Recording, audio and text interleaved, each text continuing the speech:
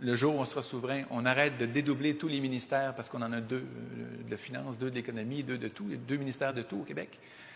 Ces économies-là qui valent des milliards chaque année, combinées au développement économique accru qu'on aura en gardant nos milliards chez nous plutôt que d'en envoyer 50 à 60 hors Québec chaque année. Il faut essayer d'intellectualiser ça. Chaque année, on envoie 50 à 60 milliards de dollars en dehors de nos frontières pour que quelqu'un d'autre se développe avec et qu'ensuite, il nous compense partiellement avec ce qu'il appelle la péréquation. Ce développement économique-là, accru qu'on aurait en gardant nos ressources chez nous, plus l'évitement des dédoublements, ça vaut beaucoup plus que le chèque de péréquation, quel que soit le montant qu'il y a dessus. Donc, c'est vraiment une illusion de dépendance. Et la péréquation elle-même, en fait, au Québec, on est parmi les récipiendaires, ceux qui en reçoivent le moins. Le chèque semble immense à chaque année quand la nouvelle arrive, mais c'est parce qu'on est 8,5 millions de personnes au Québec.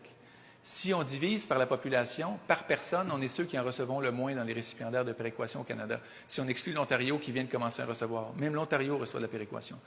Donc, cette illusion-là qu'on est dépendant à la péréquation et qu'on serait des grands quêteux, c'est faux. Comme je le disais, je répète, on est ceux qui en recevons le moins. Et c'est une compensation partielle pour les coûts réels qu'on encourt d'appartenir au Canada. Donc, c'est un très mauvais contrat pour nous, cette péréquation-là. Et actuellement, dans le paysage canadien, la péréquation se résume à une simple chose. Les provinces qui ont du pétrole contribuent, les provinces qui n'ont pas de pétrole en reçoivent. Parce que la péréquation, ce n'est pas un système qui transfère la richesse des bons vers les pas bons ou des riches vers les pauvres. C'est un système qui vise à aplanir la capacité fiscale de tout le territoire. C'est-à-dire que si une province a du pétrole, elle a une capacité fiscale accrue parce que c'est un bien qui est en forte demande mondialement.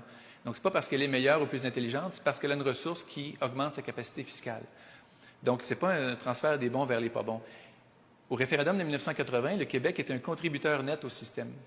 Maintenant, puisqu'on n'a pas de pétrole et que c'est le produit en vogue, pas pour très longtemps, mais ce l'est, ça s'est renversé. Mais dès que les nouvelles énergies vont prendre la place du pétrole, parce qu'on sait que le pétrole a une fin physique, ce n'est pas de la philosophie, il y a une fin physique au pétrole, la force et le potentiel qu'on a dans les énergies propres, les énergies vertes, feraient renverser encore la chose et on serait des contributeurs.